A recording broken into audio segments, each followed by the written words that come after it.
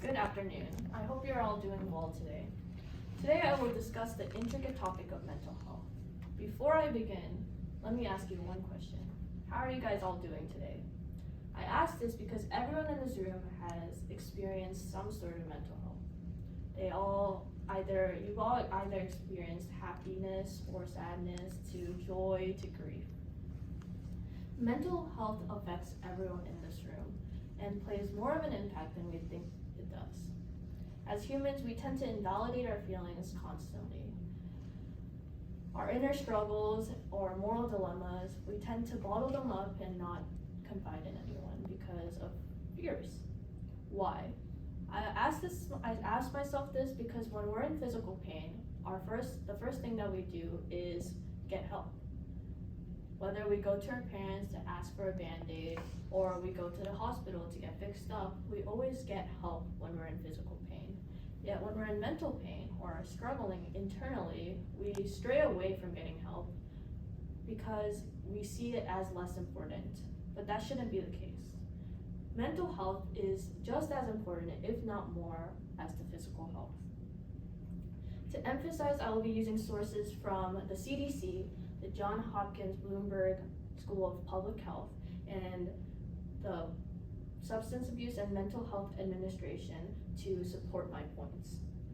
I will emphasize the importance of mental health by first defining the term and then going into the historical context of mental health and then wrapping it up by emphasizing the future impact mental health has on future generations. Before we dive, let's dive into the definition of what mental health even actually means. Mental health, according to the Substance Abuse and Mental Health Services Administration, means it includes our emotional, psychological, and social well-being. Essentially, mental health affects how we think, act, feel, and treat other people and those around us. It also is more than just how we feel. It's how we live and our lifestyles, and affects everything we do and the connections and contributions we make to society. There's a lot of mental health topics, and the most common ones are depression and anxiety, but it can range to schizophrenia, eating disorders, and bipolar disorder, and etc. Similar to physical health, mental health can be divided into two subcategories: adequate and insufficient. Good mental health usually means that a person is taking good care of themselves. They find joy in living and enjoy going outside, having hobbies, and then taking care of themselves. But bad mental health doesn't necessarily mean that a person is not doing these things.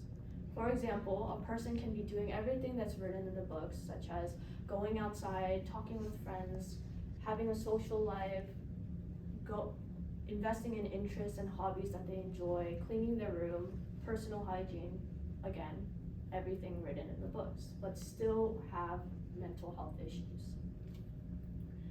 Mental health affects everyone, and it's vital that we recognize and acknowledge the feelings that we're feeling in the present.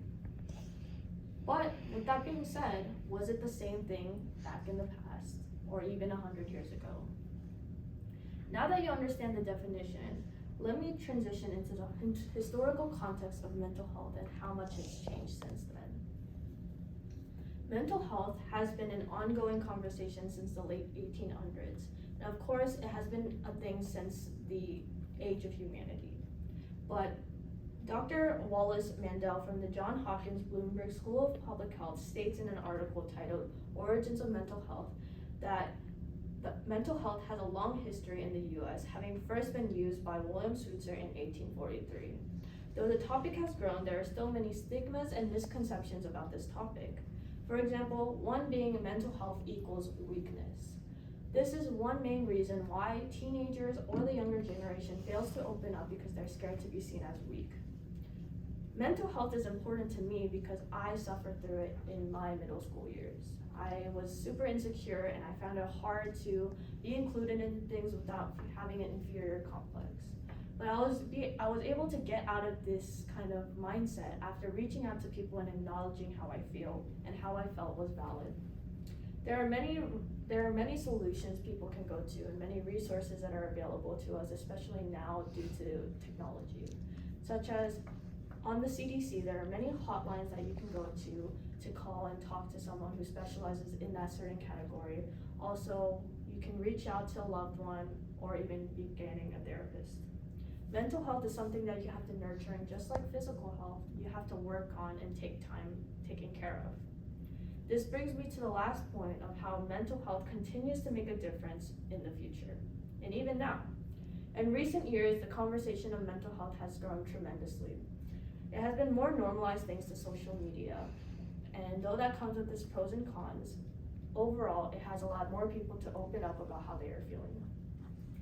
Yet, the CDC still states that more than 1 in 5 adults live with a mental illness, and over 1 in 5 youth, either currently or at some point during their life, have had a seriously debilitating mental illness. On top of that, a 2013 study by Sarah Collison states that mental health has shown to be a consequence of unemployment. Without a change, these will continue to affect the future and factors such as unemployment. Acknowledging mental health issues is important for our future because it affects things such as employment and for future generations while affecting the well-being of our society. In conclusion, mental health is as important as physical health. It is something that we all need to take care of, acknowledge, and understand how we're feeling is valid. We need to remind ourselves that our feelings are something that deserve to be heard, and it's not something that we should stray away from. Thank you.